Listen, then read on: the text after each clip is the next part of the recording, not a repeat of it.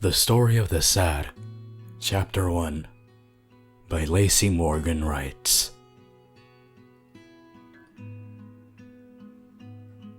You giggled, throwing your arms around the neck of your lover, happiness and warmth spreading through your chest. He caught you with ease, chuckling, but his eyes were distant. You two were falling apart. Mael didn't love you anymore. You wondered if he ever did. His gaze always wandered to Elizabeth. You couldn't blame him. She was the daughter of the supreme deity, after all. Royalty. You were just a mere soldier, a good one, but that wasn't the point. How could you ever expect him to love someone like you? Knowing it would be unrequited, you still fell for him like a dumb child taking candy from a stranger. And he let you. He was cruel, pretending to love you back, but you knew it wasn't true. Deep down, you knew he was with you for selfish reasons. He was never strong like his brothers or anyone else. You thought he was the sweetest goddess you ever met. He was so different from the cold demeanor from the others, and you liked that. That was the reason you fell in love with him, of course. He'd stay with you if you were the only person who didn't make him feel worthless. But you weren't the only person. Elizabeth was also nice to him. What Mael didn't understand was this was simply her nature. She didn't love him. Not the way you did. And you really thought he did too. He was giving you little gifts he found that reminded him of you. You were happy. It seemed like the perfect love story. Maybe you shouldn't be so hard on the love dying out. It was only normal to fall for the better option, and yet you couldn't help but reminisce of the old times when everything was romantic and fine.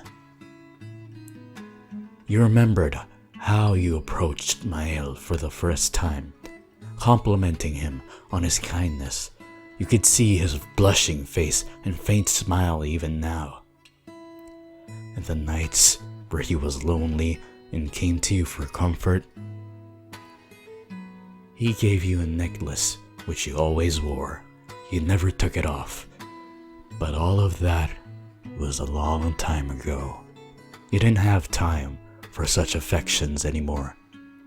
Those were the times of war. Heartbroken, you said goodbye to Mael.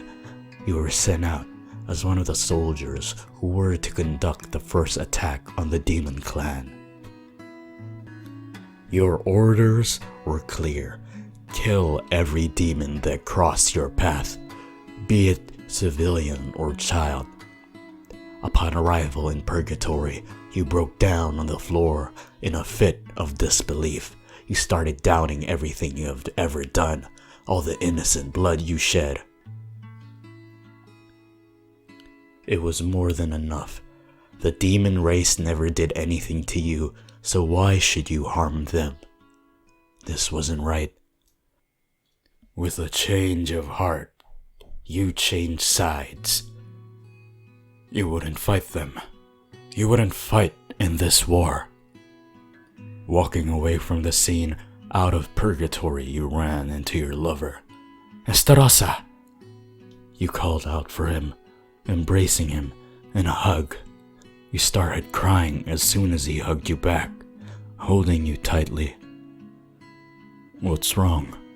Please don't cry. He cradled your head. You felt so safe with him. I can't do this. I don't want to do this. I don't want to fight you. I don't want to kill anyone anymore. This isn't right. You sobbed into his chest, and he sighed. I know. My brother is running away with his lover. You can join them. Leave your old life of a warrior behind, he suggested, making you perplexed. But what about you? I can't leave you behind like that. You told him. taking his hand. The look on his face was pain as he spoke the next words. I know, but I can't leave. My father will chase us. He'll kill you. I can't let that happen. Please, your safety is more important to me, he answered. He didn't leave any place for a discussion. Why did it have to be this painful and hard? Wasn't there any other way for you to run away from this war with him? I love you, Estarossa. I always will.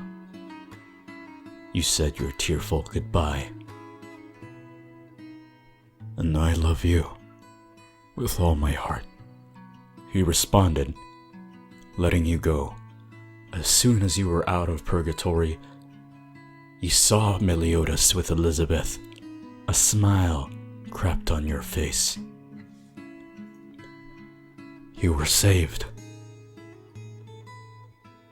What are you doing here? Aren't you supposed to attack? Elizabeth asked, clearly in shock. She was afraid you came to stop her and Meliodas. She didn't know what she would do if you did. She didn't want to fight you. She'd lose in an instant. Not attacking innocent people. Estarossa told me you were running away from this war. I want to come with you. This war is useless and cruel. Just like the supreme deity, all of this fighting, what's the point? Who gets to decide who wins and loses? Who gets to decide who to fight? Who gets to decide good and evil? Are there even such things? I want to be the only person in charge of my fate. You told them. In all honesty, everything up until now seems so stupid to you. Why did you ever listen to the supreme deity? It should have occurred to you that you didn't fit into her perfect role as a warrior when you fell in love with a demon. The plan of running away didn't end up quite as planned. Actually, nothing went as planned.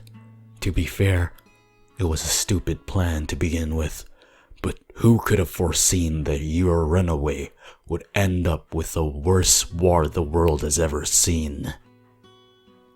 And not only that, the three of you were cursed for defying your leaders. Now, the curse was a punishment you could live with. Had to, in fact, with your newly gained immortal life. You've never been afraid of death. It just wasn't part of your job description as a warrior.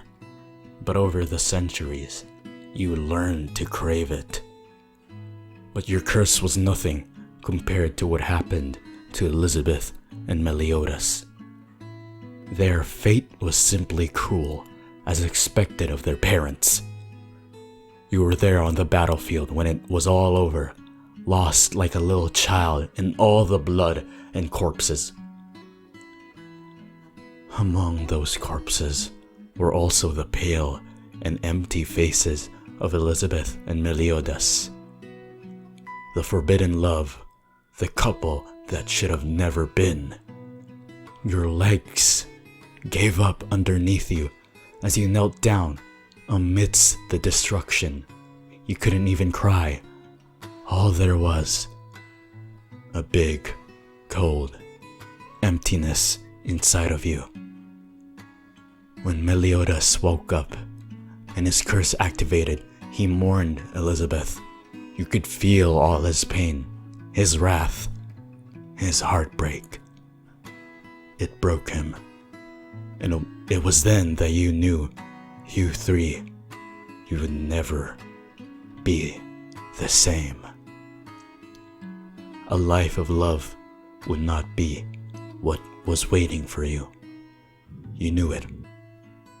Estarossa was gone, sealed by your clan you betrayed. Meliodas and you didn't say anything. You couldn't even figure out your feelings as of right now, let alone find the right words. But even without words, you understood each other. It was that day that your companionship started. You traveled together.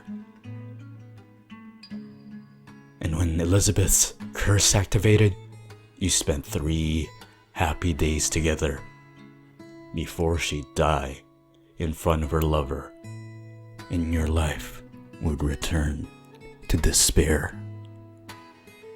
The Story of the Sad, Chapter 1.